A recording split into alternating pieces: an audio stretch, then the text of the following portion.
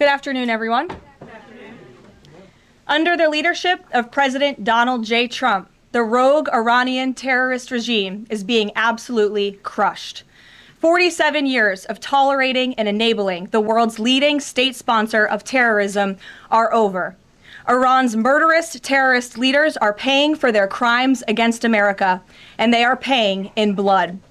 Since 1979, the terrorist Iranian regime has actively and intentionally facilitated the killings of Americans. They chant death to America and fund other radical terrorists who attack our country and are seeking to destroy Western civilization itself. These terrorists seized our embassy and took 66 Americans hostage in Tehran.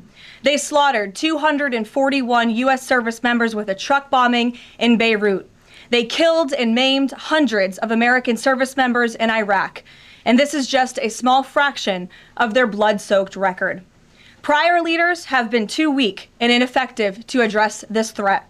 Some, like Barack Hussein Obama, even sent pallets of cash that ultimately financed this terrorist crusade against the United States and our people, while signing stupid and naive deals that put Iran on the path of developing nuclear bombs. After years of endless appeasement and empty statements from politicians on both sides of the political aisle in this town, President Trump is finally the man of action. President Trump is holding these monsters accountable and permanently extinguishing their nuclear ambitions. Future generations of Americans will look to this moment as the moment where the specter of a nuclear armed Iran ended. At the beginning of Operation Epic Fury, launched last weekend, President Trump laid out clear objectives to the American people on what the U.S. military seeks to accomplish through these major combat operations. Number one, destroy the regime's deadly ballistic missiles and completely raze their missile industry to the ground. Number two, annihilate the Iranian regime's navy. And so far, we have destroyed more than 20 Iranian ships, including their top submarine last night, using a torpedo for the first time since World War II. There is not a single Iranian ship underway in the Arabian Gulf, Strait of Hormuz, or the Gulf of Oman. Number three, Operation Epic Fury will ensure the regime's terrorist proxies in the region can no longer destabilize the region or the free world and attack our armed forces. And thus far, Iran's proxies are hardly putting up a fight. Number four, this mission will guarantee that Iran can never obtain a nuclear weapon. It's safe to say that thus far, Operation Epic Fury has been a resounding success. American forces have struck more than 2,000 targets, destroying hundreds and hundreds of ballistic missiles, launchers, and drones. As the Department of War said this morning, we expect to have complete and total dominance over Iranian airspace in the coming hours, clearing the skies for our brave warriors to continue achieving these noble and long sought-after objectives. There's been a lot of misreporting and intellectual dishonesty from the American media on why President Trump decided to launch this operation. So let me remind you, Operation Midnight Hammer, which took place last June, obliterated Iran's 3 major nuclear sites. Yet the terrorist Iranian regime has remained fully committed to rebuilding its nuclear program. How do we know this? Because Iran has pursued this path of war and violence despite President Trump dispatching 2 of his top and most trusted negotiators to engage in exhaustive and good faith negotiations to try and reach a deal. And the world knows this president's preference is always peace and diplomacy first. Look no further than the 8 additional global conflicts he has ended in the past year as proof. Unfortunately, the terrorist Iranian regime refused to negotiate in good faith. They chose this path of violence and destruction, and they are reaping the consequences of their horrible decision. The regime did what they always have done. They lied, they delayed, they tried to string the United States of America along. They wanted to buy themselves time to continue building ballistic missiles and other deadly weaponry that could harm our U.S. personnel and troops in the region, and to continue aggressively pursuing their unacceptable nuclear ambitions. U.S. negotiators offered to lift crippling sanctions on Iran and even provide nuclear fuel to Iran at no cost to support a civil nuclear power program. They additionally had the opportunity to accept U.S. support as an investor in potential projects to develop peaceful nuclear energy together under a mutually agreed upon framework. Yet in response, Iran would have to forfeit their enrichment capacity once and for all. But Iran rejected. They accepted none of these generous and unprecedented offers by the United States. Simply put, they refused to say yes to peace. And their refusal made clear that their number one priority was building a nuclear weapon with which to threaten the United States of America. Again, the country they have been chanting death to for nearly 5 decades. Let me state this again clearly. Iran rejected the path of peace because the terrorists in charge of this regime wanted to build nuclear weapons to use against Americans and our allies. President Trump made the determination, a courageous determination and decision, that the path the United States was on with Iran had only one outcome: massive death and destruction at the hands of a nuclear-armed terroristic regime. That path of death and destruction and threats against the American people have ended with Operation Epic Fury. Operation Epic Fury has forged a new path that will better ensure the security of the United States and our people. The terrorists made a bet that President Trump would be like many of his predecessors, that he would just talk and he would refuse to enforce his clear red lines. But that has proven to be a catastrophic error in judgment. When President Trump makes a threat, and I have reiterated that threat many times from this podium to all of you over the past year, President Trump does not bluff. The president's words are backed up by the mightiest warriors in the world who possess the most sophisticated capabilities this world has ever known. 49 and counting of the most senior Iranian regime leaders, including the supreme leader, have already been wiped off the face of the earth.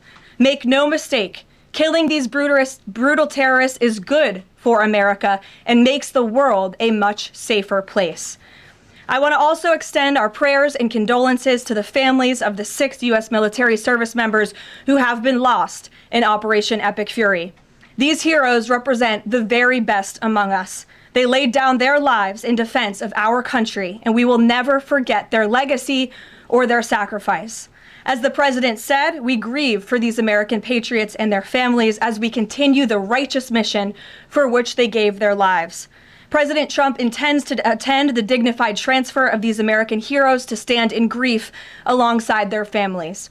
I understand the Department of War is working on scheduling this transfer, and we will provide updates at the appropriate time. Finally, the Trump administration is also doing everything within our power to protect Americans in harm's way.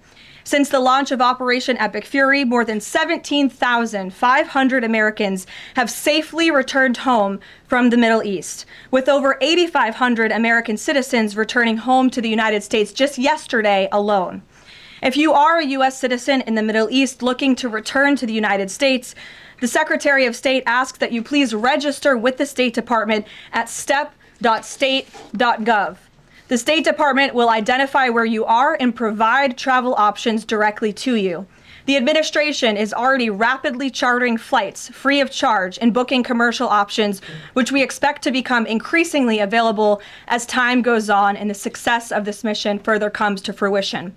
I know the President and Secretary of State Rubio have been in touch as well with our allies in the region directly about this problem, making it clear that it is a priority of the United States of America to bring every American home. The Trump administration will not rest until every American is home safely and until the terrorist threat from Iran has been completely destroyed. With that, I'll take your questions. Eric, why don't you kick us off today? Thank you for being here. Karoline, thanks so much for having me. It's great to be here. As you mentioned, Iran's regime, its leadership has largely been decimated.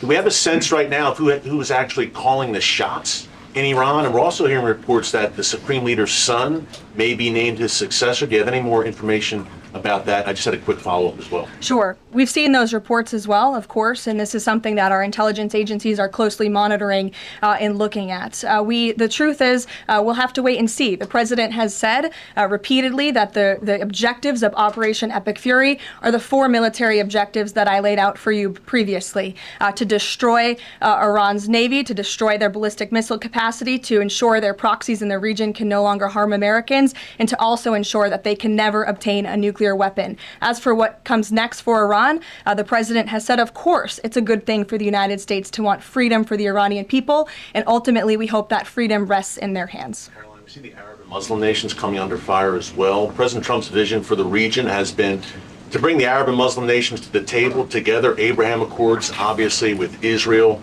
If this regime topples, could we see a new day in the region and really a new Middle East come out of this when the dust settles? Well, though the greatest deterrent to true and long-lasting peace in the Middle East has always been the rogue Iranian terrorist regime. And our Arab and Gulf partners in the nation admit that, as well as, of course, our close friend and ally Israel.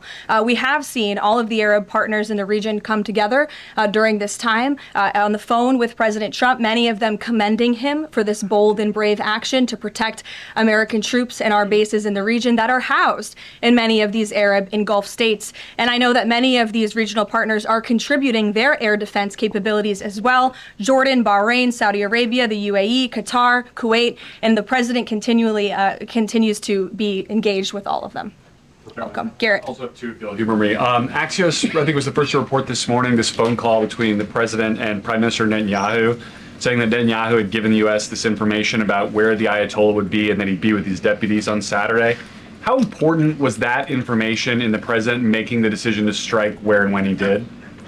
I think it was important with respect to the timeline, but I think the president, prior to that phone call, had a good feeling that the Iranian regime was going to strike the United States assets and our personnel in the region. And the president was faced with a choice.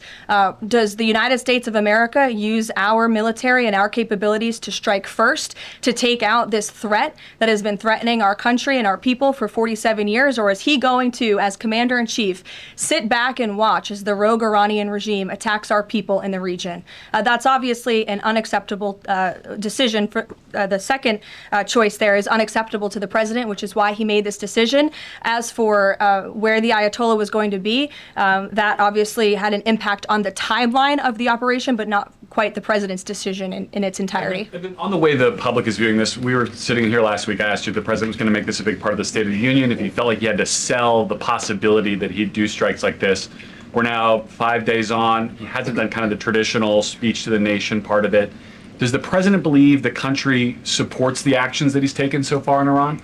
I think he does, and I think the president knows the country is smart enough to read past many of the fake news headlines produced by people in this room that this action was unjustifiable. Again, this is a rogue terrorist regime that has been threatening the United States, our allies, and our people for 47 years. And the American people are smart enough to know that. And they've also been smart enough to listen to the president himself, not just over the past year in this second term, but during his first term as president, and also for the past 40 years of his life. This is a president who has been remarkably consistent on this issue, that Iran can never obtain a nuclear weapon.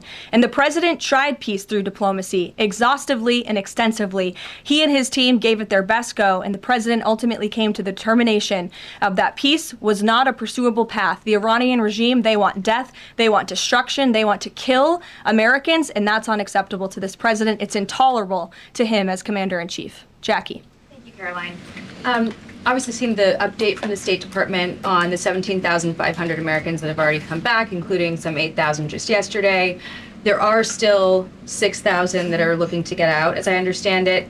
And just in the context of what you just told Garrett about the president's decision on a timeline, if he had decided to do this strike before receiving, the specific intelligence about the meeting on Saturday, should there have been more done in advance of the strikes to try to get those Americans in the region resources and information to get home before day 3 of the war? There was many signs put out by the State Department, and I wish that everyone in this room would report on them. The Secretary of State issued level 4 travel advisories dating back to January for many of these countries in the region. On January 14th, the U.S. mission to Saudi Arabia advised personnel and Americans to exercise increased caution and limit non-essential travel to any military installations. On February 11th, the U.S. Department of State Consular Affairs shared a list of countries with level 4 do not travel advisories. You can't be much more clear than that. Do not travel to these following countries. On February 23rd, the U.S. Embassy in Lebanon ordered non-emergency government personnel and family members to leave Lebanon due to safety risks, and we helped them do that. On March 2nd, the State Department urged U.S. citizens to depart Lebanon immediately.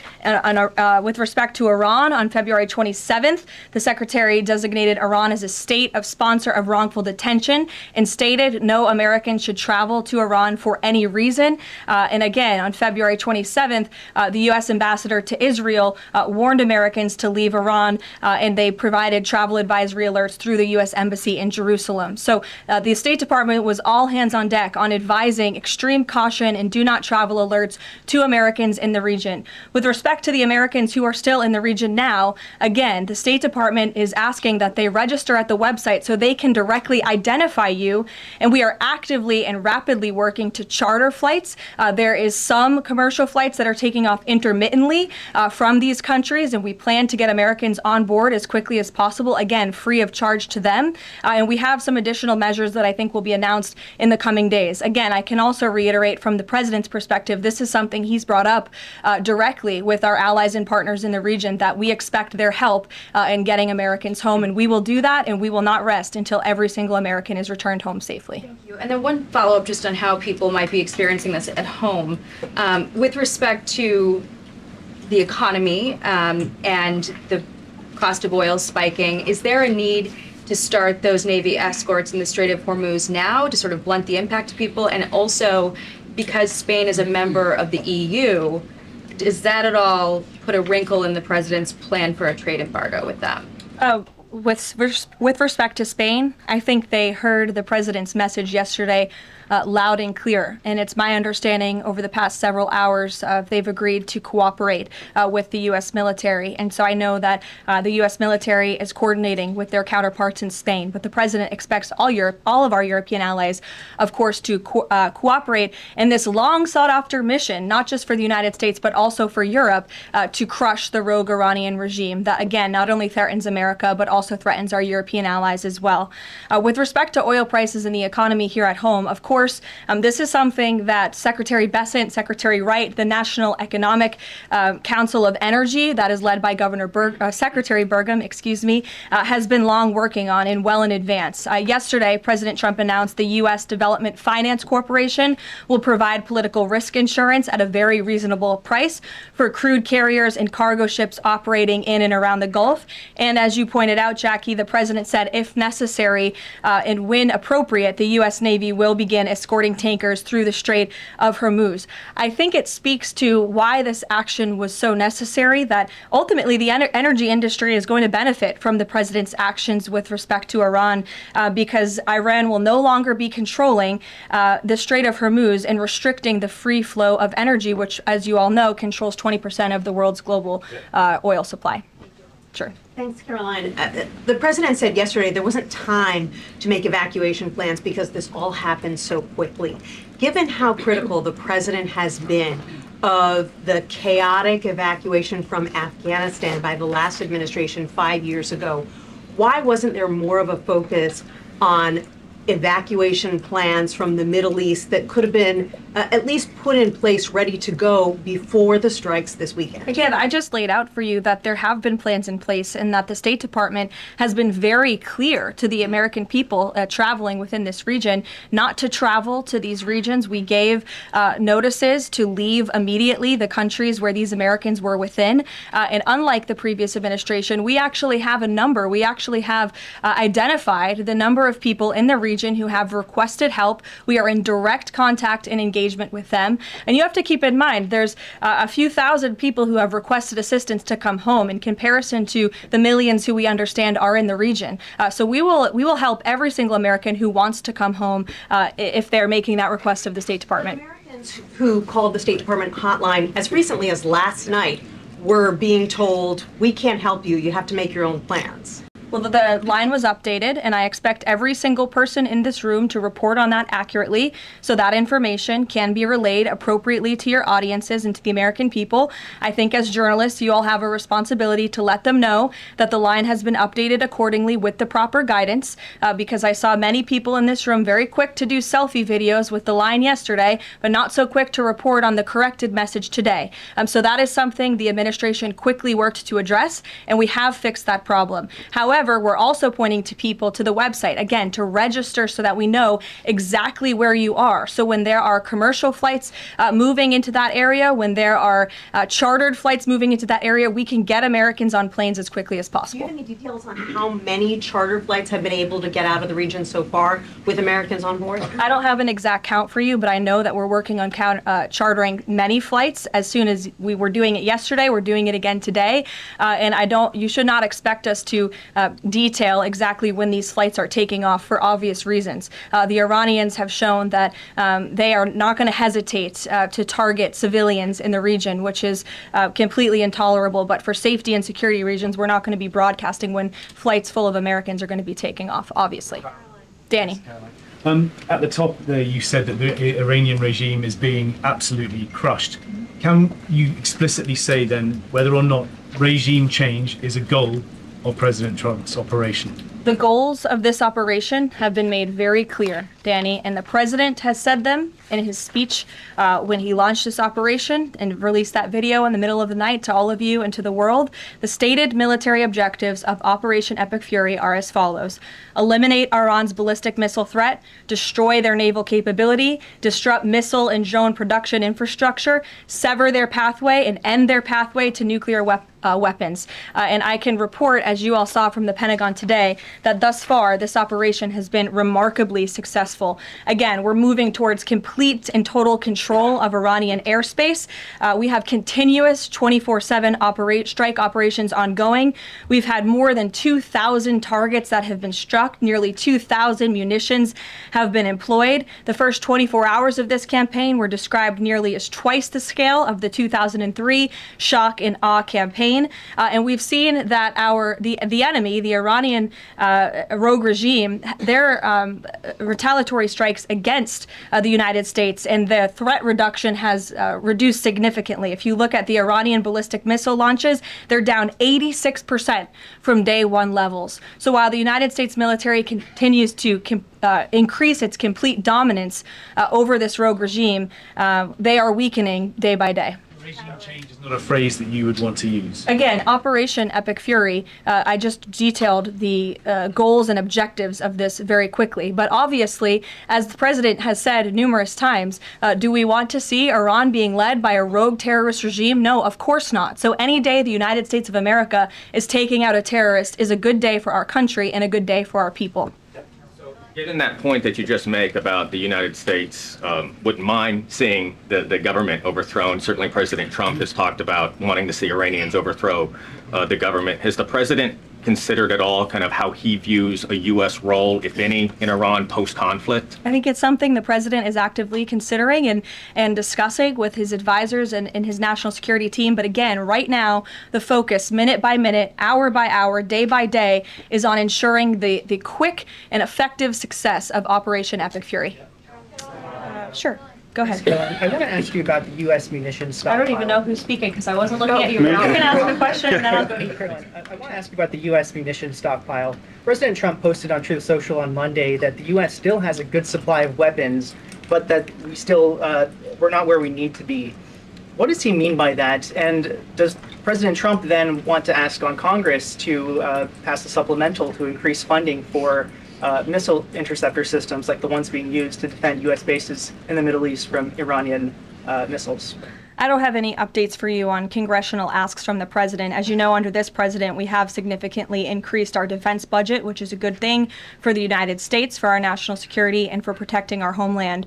With respect to munitions, ammunition, weapon stockpiles, the United States of America has more than enough capability to not only successfully execute Operation Epic Fury, but to go much further. And we have weapon stockpiles in places that many people in this world don't even know about. However, the president in that post Post was pointing out that, unfortunately, we had a very stupid and incompetent leader in this White House for 4 years who gave away many of our best weapons for nothing, for free, to another country very far away by the name of Ukraine. So the president was pointing out how that was an unwise decision, but nevertheless, don't doubt the strength and the might of the American military.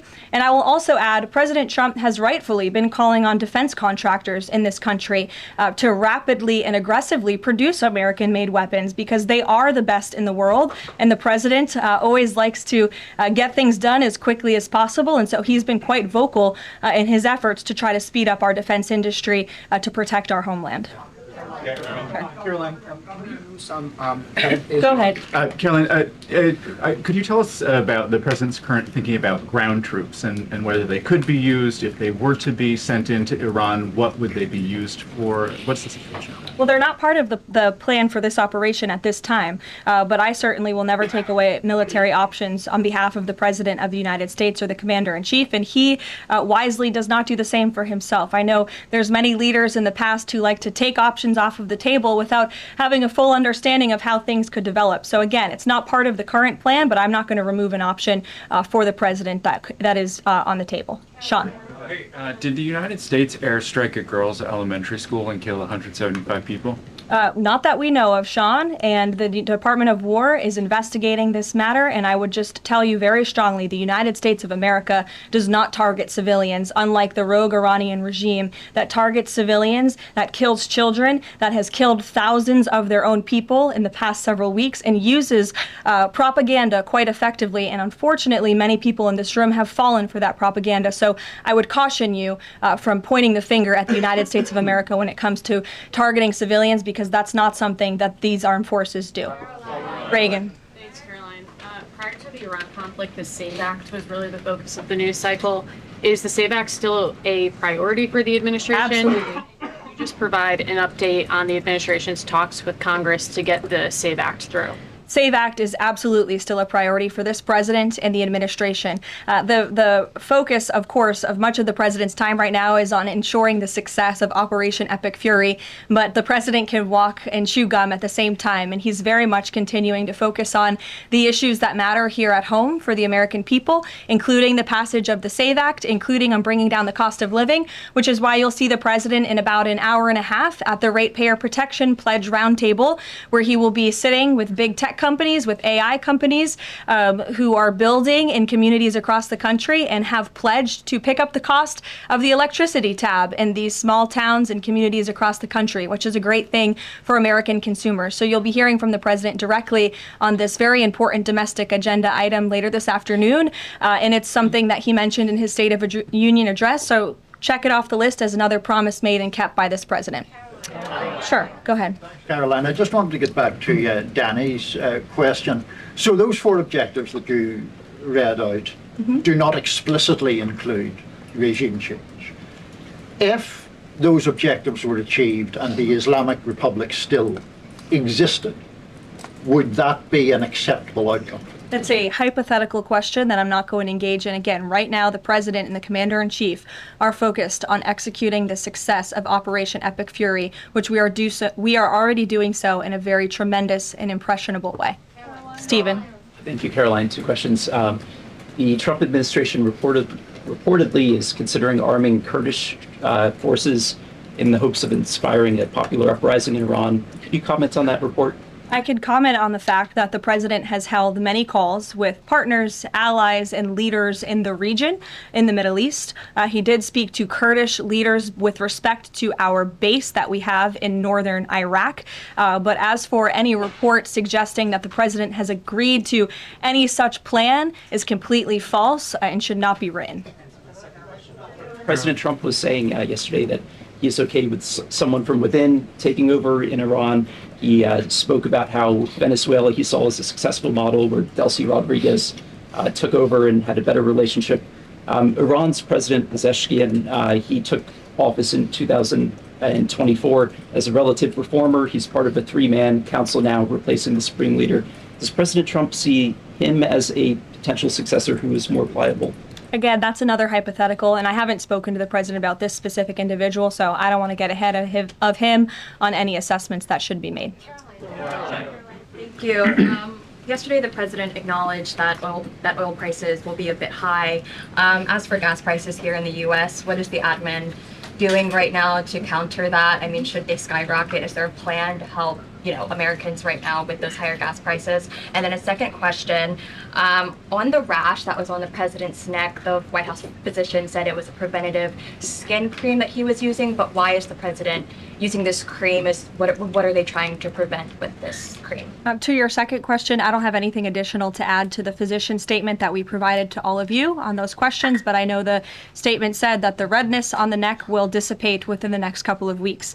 To your first question about oil prices, thank God we have a president who has exuded American energy dominance over the past year, an administration that is wholeheartedly focused on keeping prices stable as best as we can. Of course, this operation is temporary to protect the homeland, but crude oil prices did fall yesterday. They remain stable today after the president announced steps to ensure the stability in global energy markets. Again, those include the DEC offering reasonably priced political risk insurance and the potential for the U.S. Navy to provide protection for the flow of energy through the Strait of Hormuz. It is the president's belief and his economic team's belief that the economy continues to be very strong. It's robust and will be able to weather any of the temporary impacts of Operation Epic Fury. John. Thanks a lot, Caroline. Just to follow up to that, the timeline for making the Strait of Hormuz safe for oil tankers to transport their oil through the strait, what is that timeline, and what can the president do to speed up that timeline? I don't want to commit to a timeline, but certainly it's something that is being calculated actively by both the Department of War and the Department of Energy. They're working very closely. Both secretaries are in all of the briefings on this subject with the president, and this is, again, something they're monitoring. And if and when necessary, the United States Navy will provide assistance to escort oil tankers through the strait. Sure, in the blue. Thank you, Caroline. You're not in blue, Andrew. Go ahead. Yeah, thank you. Well, I guess you are, sort of. I'll go to you after. You had mentioned about the commercial aircraft being used for the evacuations. What about the use of military aircraft? Would that happen in conjunction with that or subsequent to? That is something that is definitely underway, and of course we're going to use that in conjunction. We want as many planes, whether they're chartered, commercial, or military, taking Americans out of the Middle East and returning them safely home. So yes. Andrew, go ahead. You're welcome. At the top of the briefing, you listed a long list of grievances against the Iranian government, going back to the takeover of the embassy in '79, barracks bombing in the 80s, etc. But no one from the administration has laid out the imminent threat that was supposed to be taken care of by this. And the rationales offered by, say, Secretary Rubio, the president's national security advisor, said that the threat was retaliation against American interests from Iran after Israeli strikes. The president says it was his own feeling that Iran was going to attack. Why is it that across the administration you can't say what the imminent threat against the United States was that required us to launch this? And also, Prime Minister Starmer told Parliament today that his reason that he didn't allow the use of British bases was that he was not satisfied that there was a lawful basis and a viable, thought-through plan. Was there an attempt to provide the UK government with a legal basis for these strikes and a viable, thought-through plan? To the first question, I completely reject the premise of your question. You have had the President of the United States, the Secretary of War, the Chairman of the Joint Chiefs, the Vice President of the United States, the Secretary of State, and now I am out here today to explain to you exactly what led the President to make the decision to launch Operation Epic Fury. And President Trump does not make these decisions in a vacuum. This decision to launch this operation was based on a cumulative effect of various direct threats that Iran posed posed to the United States of America. And the president's feeling based on fact that Iran does pose an imminent and direct threat to the United States of America, based on the fact that they are the world's leading state sponsor of terrorism, based on the fact that they were rapidly and aggressively building up their ballistic missile program to give themselves immunity within their country alongside their navy, so that inside their country they could continue to create nuclear weapons and nuclear bombs, which would of course pose a risk to Americans in the region and even Americans one day here at home. And then another point on this is the president found that through these extensive, exhaustive, failed negotiations with Iran, that they were hell-bent on death and destruction. So again, the president was not going to be just another president on a very long list who sat back and stood by and passed the buck of this direct threat to the next administration. The president had a feeling, again, based on fact, that Iran was going to strike the United States, was going to strike our assets in the region, and he made a determination to launch Operation Epic Fury based on all of those reasons. And I would like the media to actually report on all of them, rather than just picking sound bites from one person in this administration and saying, oh, they're contradicting the other person. No, again, these decisions are not made in a vacuum. They are made by the president's feeling that Iran was going to strike the United States and our assets in the region, and he was not going to sit back and watch that happen. The determination was made that the president was going to strike first alongside Israel, and that has obviously been proven to be the right decision and an effective one at that. Libby, go ahead. Thank you, Karoline. A two-part question for you. First, has the president spoken with the family members of those U.S. service members that were killed?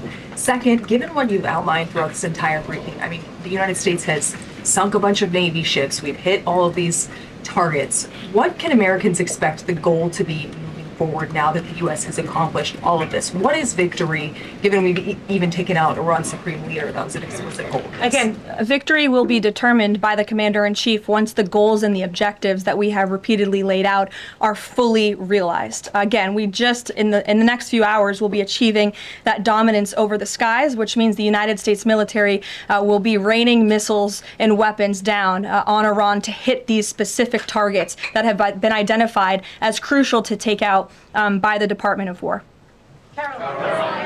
Sure, John. Thanks so much, Caroline. Has the U.S. posture changed in regard to a nuclear North Korea, given the latest strikes on Iran and the fact that the stated goal is to make sure that Iran is not a nuclear country? I don't have any change in position with respect to North Korea today. Thank you. A quick follow-up. There's been reports that Ali Khamenei's son has been elected as the next supreme leader. Does the administration think that he is a part of the same regime as his father? Would they like people in the country to rise up and get him out of power? There's reports he's been elected, or that he's assuming to be elected. One of the likely options.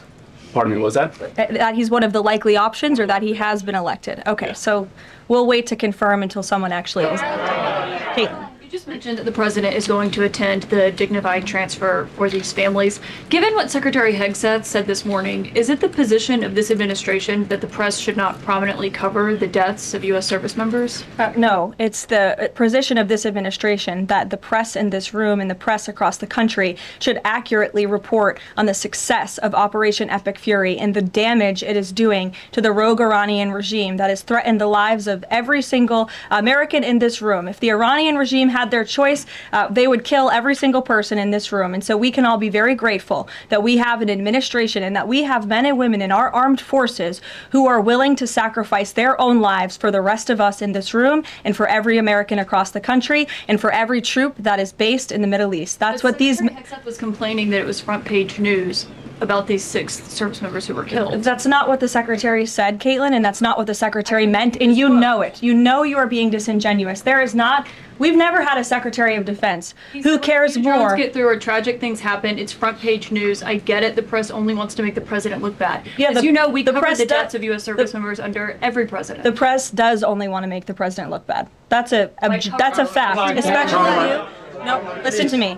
Especially you and especially CNN. And the Secretary of Defense cares deeply about our war fighters and our men and women in uniform. He travels all across this country to meet with them, to connect with them, and your network has hardly ever probably reported on that. You also had the chairman of the Joint Chiefs, Chairman Kane, who's a brave patriot, standing alongside the secretary at the Pentagon this morning, again expressing his condolences to these families. And I just told you that the President of the United States will be attending their dignified transfer. So please, That's not making the president look bad. That's showcasing that. As we did in his expect you to first cover term that and as you Biden. should. We expect you to cover that as you should, Caitlin. But you and your network know that you take every single thing this administration says and tries to use it to make the president look bad.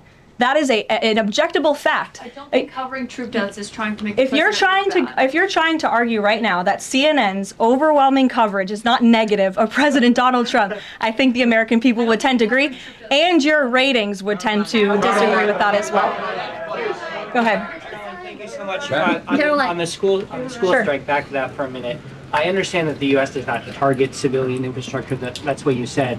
Can you say that there is any evidence right now that it was not a U.S. strike? And then also, you didn't mention Israel in that. Is there any assessment about Israel's potential likely, role in that, if at all? Again, the Department of War is currently investigating this matter, but again, I will reaffirm that the Department of War and the United States Armed Forces do not target civilians, as does the Iranian regime, who kill and execute their own people. Christian. Two separate issues, Caroline. First, what can you tell us about the military operation in Ecuador? And then secondly, is the president considering invoking the Defense Production Act to boost munition stockpiles while we are in this conflict? It's not something I've heard the president consider, but as you know, the president has been in pretty direct correspondence and public correspondence with defense contractors, asking them to aggressively speed up their manufacturing of American-made weapons, which again are the best in the world. With respect to Ecuador, I would point you back to the statement released by the U.S. Southern Command. On March 3rd, Ecuadorian and U.S. military forces launched operations against designated terrorist organizations. These operations are a powerful example of the commitment of partners in Latin America and the Caribbean to combat the scourge of narco-terrorism.